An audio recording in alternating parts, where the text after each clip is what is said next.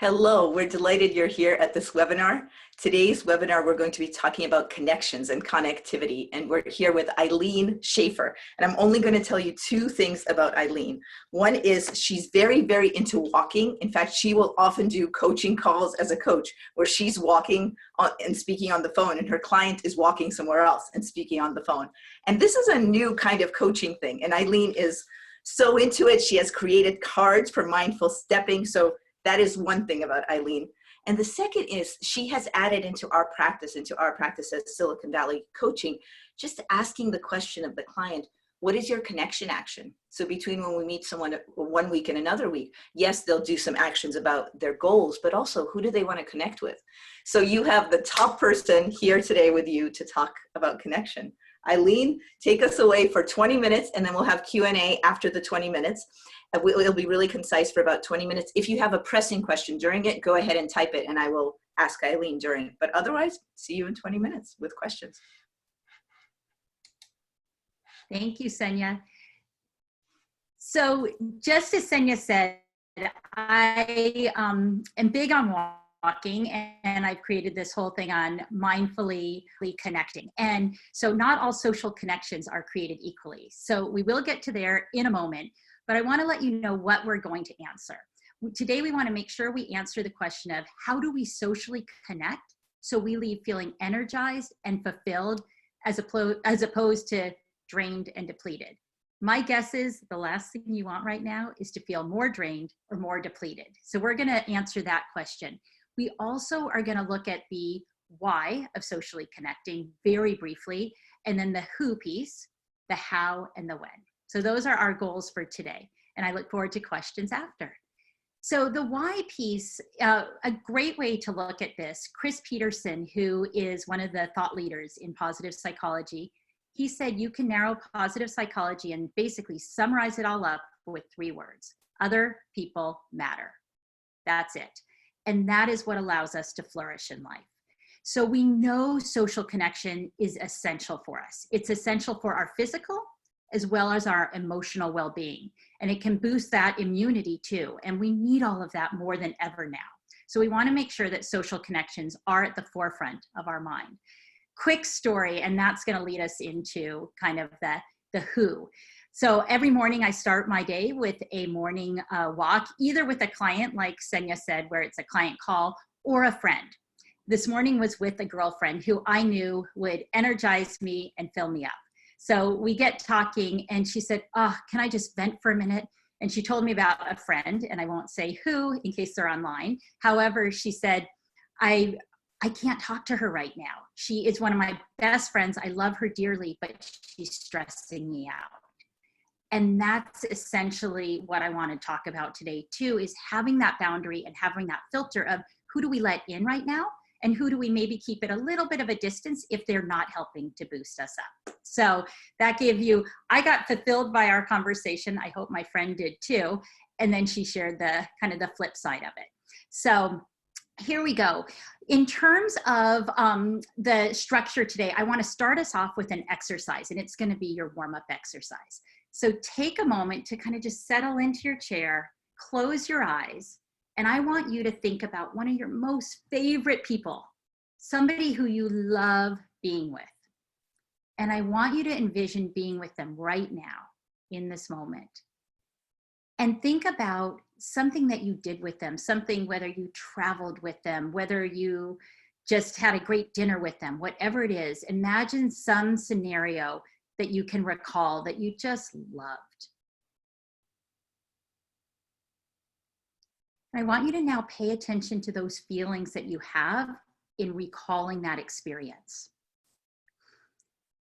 What we've just done, and you can reopen your eyes if you want, what we've just done is shown the power of savoring. And we can savor past experiences and connect with someone just in our mind.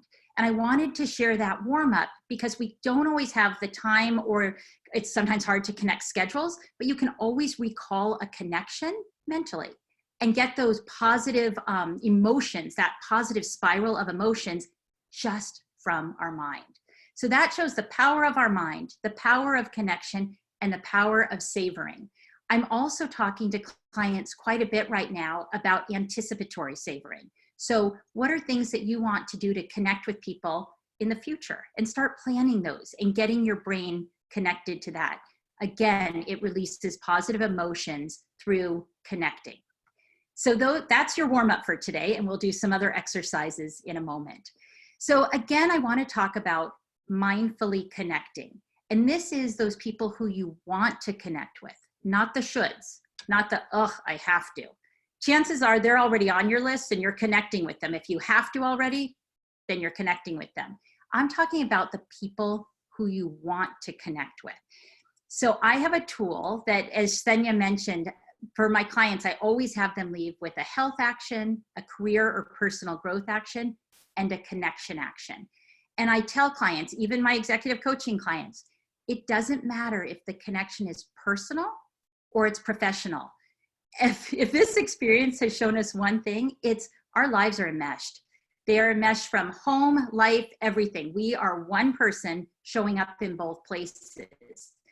And if we feel connected in one place, it trickles to the other. If we feel connected in the other place, it goes back to home or work, etc. So I don't care for my professional clients if it's a personal connection or a professional connection, but I do want them to set a goal to connect with somebody. So what I have as a tool that I created is called just a connection menu. And it's like a menu at a restaurant.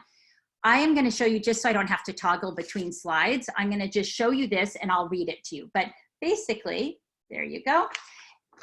And I put in categories that I thought were some fun categories, but you're going to want to create your own categories. So one category on this is on the personal side, people who make me laugh, childhood friends, people who intellectually stimulate me, people where I feel safe, where I can just be like, oh, this is who I am, my authentic, pure, messy self.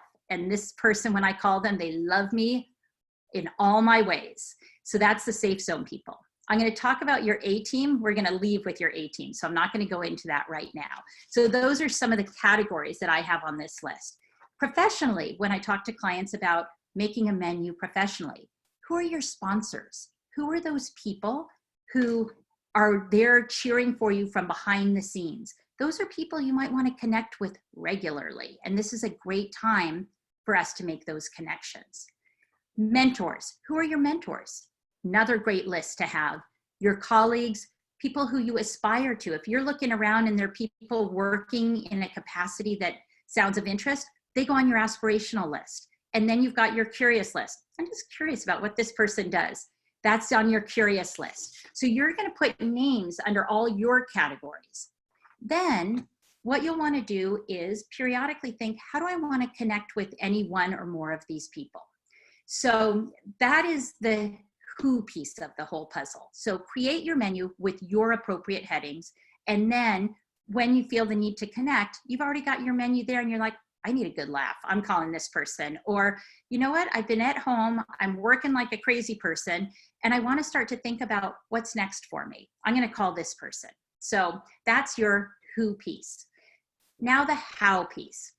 Many of us are Zooming a lot. I have to say, I woke up yesterday feeling a little over Zoomed. I need to take a Zoom break.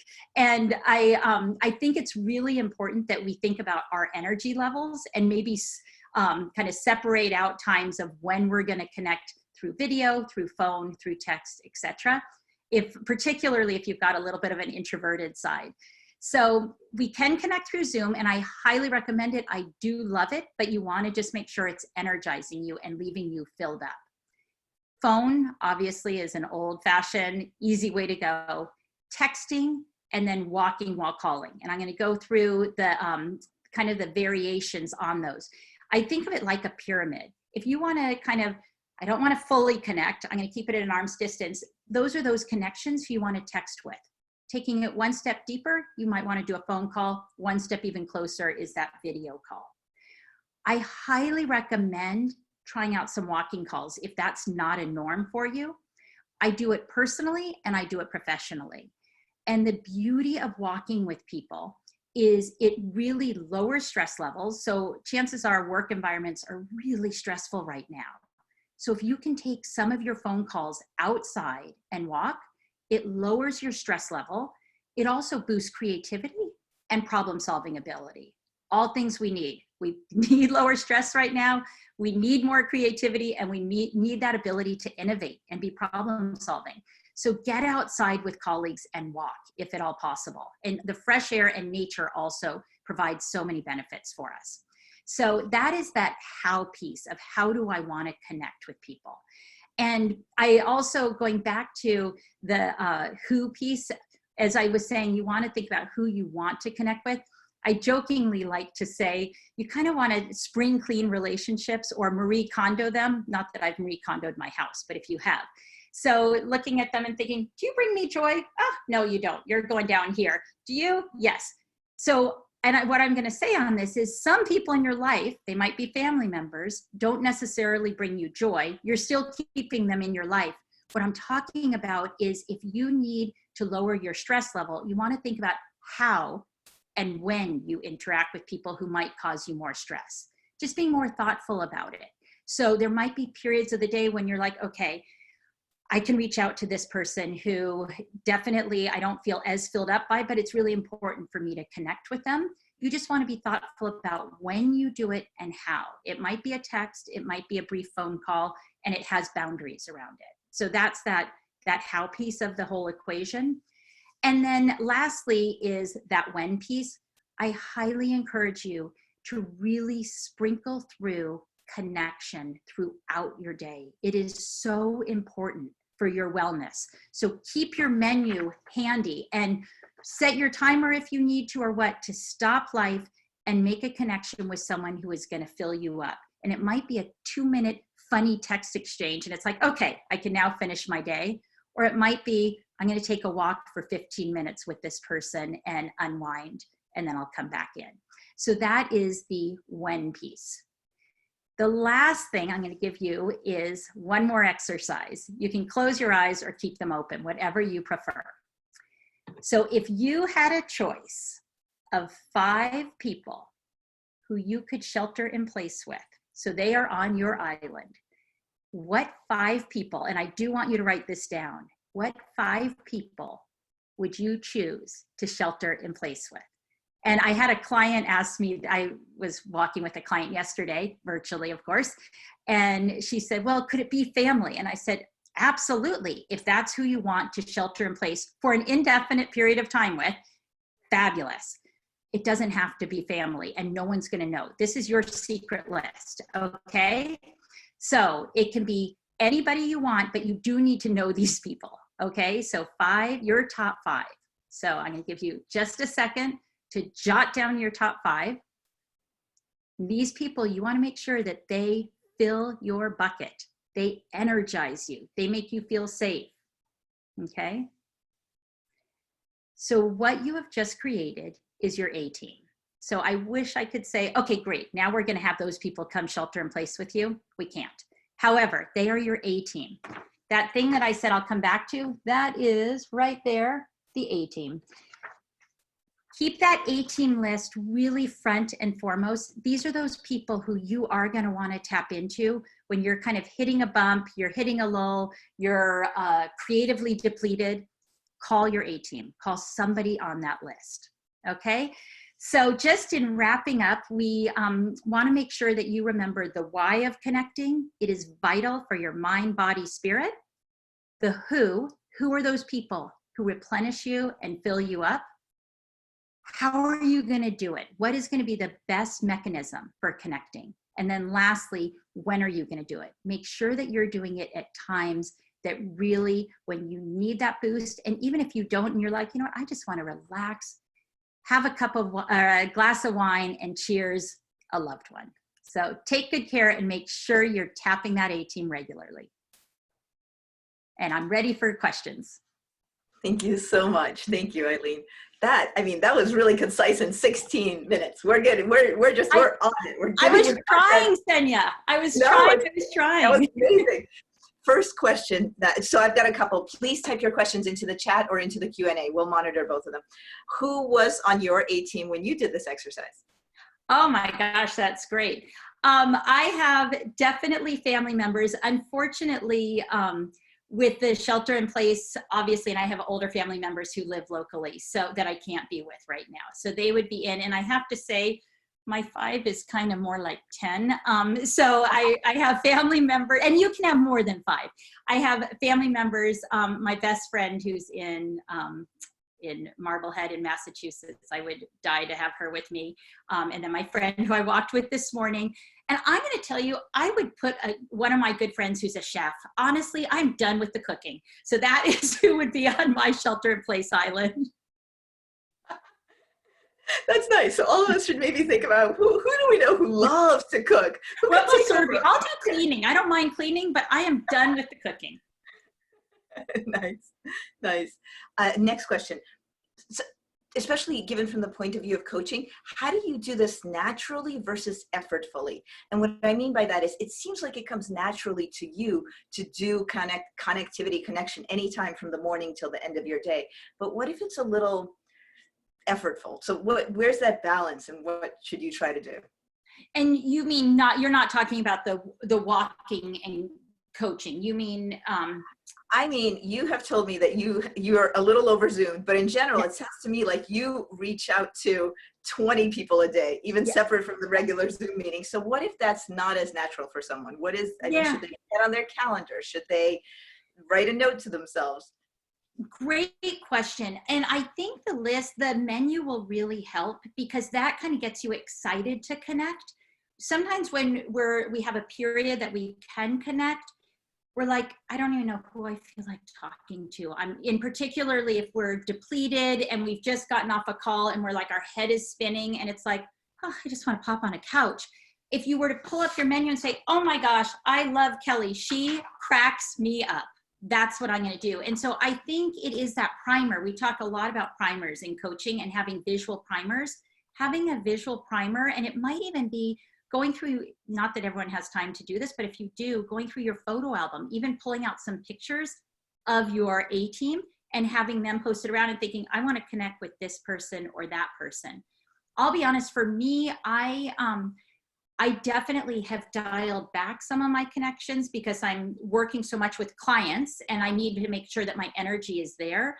And so I've really, I talk a lot about with clients having filters and boundaries of what you take in and filters of what you allow. And so I am having more limited calls so that I can have the energy I need for my family and my clients. And that's where, so I have dialed it back in terms of that. So I look at my energy management, which we talk a lot also about in terms of coaching. And so looking at your energy, for anybody who's on this call, looking at your energy and thinking, who will fill me up? Make sure you have that list available. And then when do I need it? And we all need it at different times. We know by the end of the night is when we have our resources are really depleted. So someone who is maybe more introverted might feel at the end of the night, that is not the time for me to be making phone calls. I just need to meditate. Somebody else might feel like, I need a boost before I go to bed. So it depends on somebody's rhythm. Does that help? Yeah, absolutely. We've got 2 questions from people. I'll read one at a time. What do you do if you only have time at the end of the day? Oh, we've got 3 questions. What do you do if you only have time at the end of the day and you're kind of a little too exhausted to talk to anyone, especially when there's the underlying stress of the coronavirus?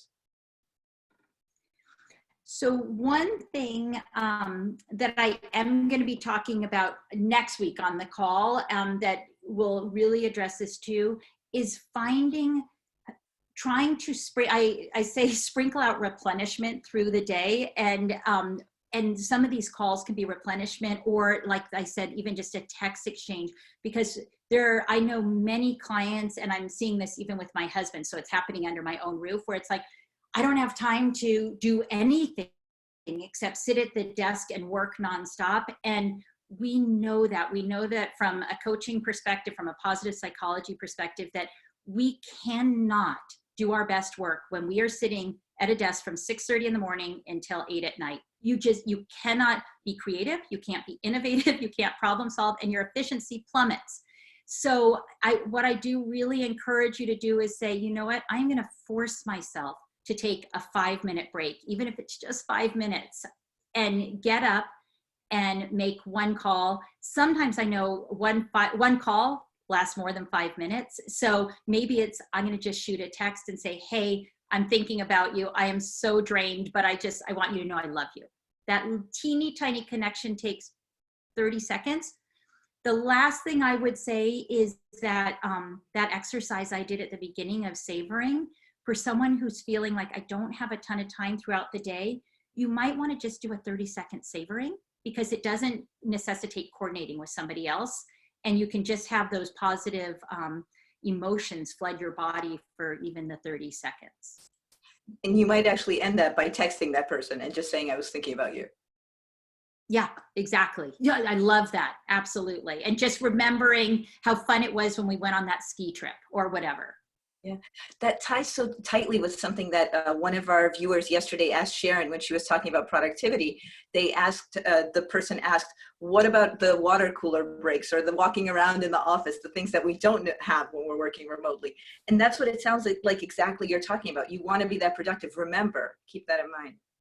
Absolutely. Absolutely. And one thing I have been hearing people doing more and more of that I love as teams for work is having that morning huddle on a Monday morning, and huddling and not talking about necessarily work that might come up, or work intentions might come up, but really just, how are you doing? And, oh my gosh, I get to see your kids. That's so fun. And, you know, that kind of thing. And one thing I've really been thinking a lot about, which I'm loving, and I'm going to write on this, is that this, of all experience, has dropped the veil of I'm a person at home and I'm a person at work. Not at all. You are one person. People have now entered your home. They've seen, oh my God, you have kids. And it's awesome. I love it. We are one human showing up everywhere. And I think we are going to be more deeply connected as a result of this, because I got to see Senya's kids crawling on her in a video. It makes, oh my God, Senya's human. I love it, you know, and that's what we're seeing more of. So I think the connections are going to be deeper as a result of this. That's my hope. Two more questions. A question on how to connect with sponsors who may be busy, who may have a very filled up schedule. How do you ask strategically for their time at this moment? Absolutely. Such a good question. I would suggest reaching out as a check-in. Just, you know, I'm checking in with some of my, you know, favorite people right now as I reflect on people who have been so impactful in my career. You immediately come to mind. And I want to just take this moment to share my thanks for you and my gratitude. And so come from first a checking in and a gratitude place, and then say, I know you are probably swamped with all that's going on. Would love to know if we could do a 5 minute, or excuse me, well, it could be a 5 minute check-in or even a half-hour virtual call. I'd love to get to see your face and connect for a few minutes. But if you keep it short, my guess is it feels, one thing that I forgot to mention with Chris Peterson's quote of other people matter, I always like to add in, and so do you. And I say that because it's that reciprocity. So when you reach out to that person, they get the feel-good chemicals. It's like, this is someone who I've always loved and supported.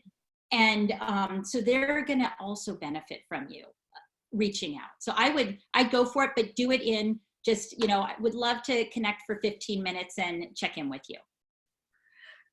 And it sounds like you're saying actually ask them, talk to them first as a human, maybe even as a colleague, as opposed to as a sponsor or a mentor, but just check in and sort of, how are you doing? So do that kind of check in. Yeah. Absolutely. And be able to even honestly share, I've been really, this has allowed me to really reflect on important people in my life and people I'm so grateful for. And you're one of the top ones. Yeah.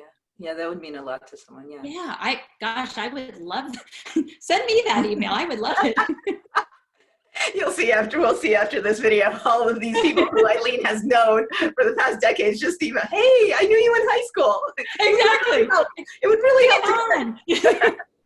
We have one last question, and something that we ask our viewers to do near the end. You can start doing it because I'll read them off at the end. What is your one takeaway from this video with Ilene? And I will ask her one question that she'll answer as you have the chance to type away your one takeaway or something that's new for you, whether it's a thought you had or something you heard here. Here's a question. One person asks, I've realized I'm becoming more extroverted over the years and enjoy, dare I say need, connection with people more frequently. Is this development normal? And the person says, I was very introverted for the first about 35 years of my life. Interesting. It's great, really good question. I do, and I actually love this question. And the reason that I do is I tend to lean away from doing assessments like the Myers-Briggs with clients, because I don't like anyone to go into a box of, I'm an INFJ, I'm an EN, you know, and it boxes us. So what you just asked is so beautiful, because I think we evolve as humans. And I think you've just identified how you have grown in a new direction and open to that growth. And so is it normal or not? I see it certainly a lot with clients. And I think also as they start to meet new and different people, often when we're younger, we're in this small C and we don't have a choice. It's like, these are the people you are going to hang out with, whether it's elementary school, whether it's middle school and high school. And it's just, it is a box. And if those aren't your people, you could feel more kind of introverted. And then once you get into the world and you get to start to choose your people, I'd say naturally you're going to feel more socially inclined. One of the key things to look at with introversion and extroversion too is the energy. Do these people energize me or do they sap me? And if I need to be, if I need something to energize me, do I take time alone or do I seek out people? And that's usually how you can kind of identify. And what I'm hearing is right now I'm seeking out people. And my guess is you're mindfully seeking out people, and that's continuing to energize you. What a neat comment in terms of choosing your own friends later on, but maybe not having all that choice when you're younger. So you might interpret it in your head as, oh, I'm not a people person, when it's just, it's these people in that situation. I'm not a these people person. Yeah. All right, let me tell you, we'll close with what some people are taking as their takeaway. So here are what people are saying. Here are some things people are saying. To be more strategic in who I choose to reach out to based on where they fall on my menu.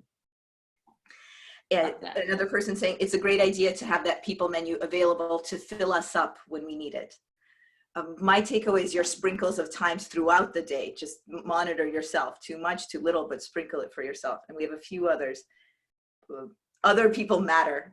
So yeah, this person has loved that summation of positive psychology from you. Other people matter. And two other comments, doing this will fill your bucket as well as their bucket. Yeah. You never know when someone else needs this also. The comments keep coming in. So I'll do a couple more. Reciprocity. Yes. Same comment, reciprocity. It fills their bucket as well. We are one human showing up everywhere. That's your observation about now, this new reality, the work remote. So hopefully connections will deepen and will continue post quarantine. And one more comment, thinking about who my A-team is and how lucky I am that two live in my house. That's awesome. That's so awesome. Thank you so, so much, Ilene. Thank you so much. And this will continue to be on Facebook. Tomorrow is Friday and we have Vanessa with Focus. So come at the same time and we will getting focused here. Thank you so much. And Vanessa is awesome for anyone listening. So definitely tune into that. Thank you for your time and be well and stay connected. Thank you.